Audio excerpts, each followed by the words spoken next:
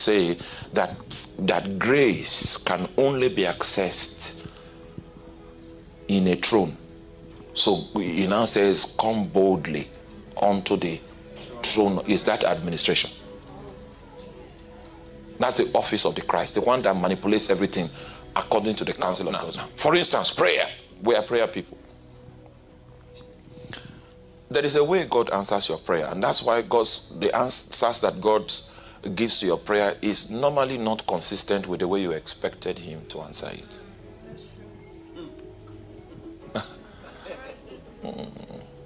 Because when you begin to pray, prayer is a kingdom activity. It's tethered along the lines of the will of God.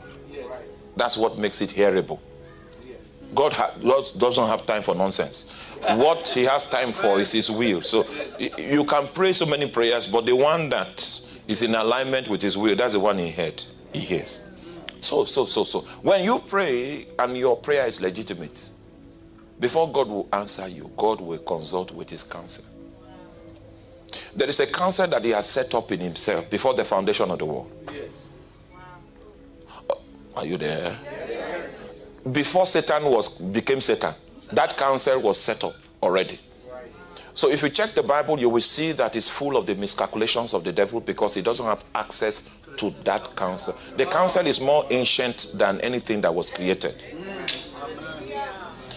See, that counsel is what protects his will.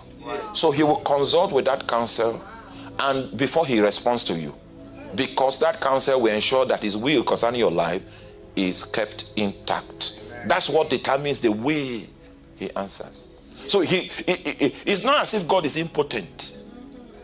There's a counsel that protects his will that he needs to submit to if he's going to respond to anything that requires a manifestation of his authority or his power. Did you get it? Yes, sir. Now, okay, what I will say to you is, take the message when we are done and then listen to it again. Yes. This is an apostolic conference. We need to speak like sons. Yes, amen. Amen. This for sons, eh? We love it. We love it. If Bishop says, would you come and do a basic Christian, so we'll also switch to that mode. And we'll talk about love. For God. For God so loved. Are you there? Yes. He said, thou art the Christ. So I want you to understand that you cannot know that Jesus is the Christ because you studied a book. Yes, that's true. You can't know that Jesus is the Christ because you attended a lecture. You can't know that Jesus is the Christ because you sat before a professor.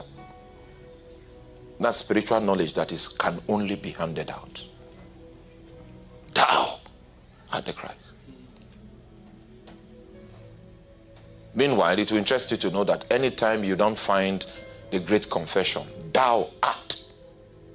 If you don't find it in a territory, it means the church is not there.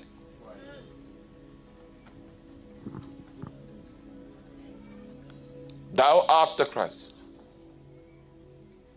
Talking about his ministry, his office, what he occupies in the spirit, the administration that has been committed to him.